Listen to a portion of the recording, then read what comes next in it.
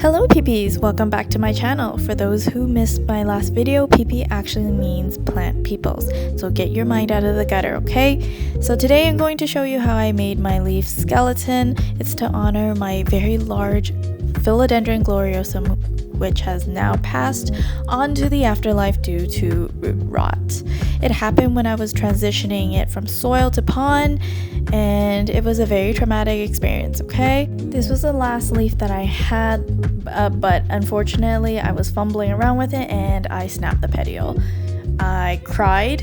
I'm a 31-year-old grown-ass woman that cried over my plant.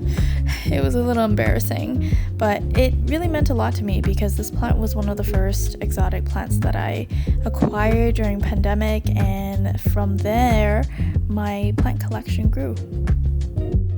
Okay, for this project you want to cut off the stem and then completely submerge it underwater for about 3 to 4 weeks. You might want to change the water once a week just to stop any bacteria growth or some odors that it may cause. You can spot check to see if the leaf is ready, and once you think it is, then you can start removing the membrane. I've seen people remove it with toothbrushes, but eventually I started using my fingers because it was a little bit easier for me. I went through the vein just because I thought it was easier to lift up. However, you have to be careful because especially for this one here, the veins were turning into mush, so I had a hard time straightening out the leaf.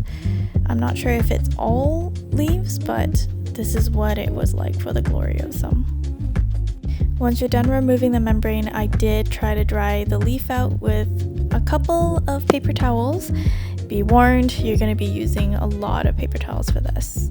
Once you're done, if you want a white skeleton, you can bleach it. I've seen people bleach it under a bucket of water, but since my leaf was very delicate, I just did it over the sink over a piece of paper towel. I don't think this is the best way, but it was kind of tough to get the paper up. I just put another paper towel and transferred it again. And I put it over a piece of plastic as well because I wanted it to dry on that rather than the paper towel, just in case it got stuck to it. Last but not least, you want to make sure you dry the leaf really well before you frame it.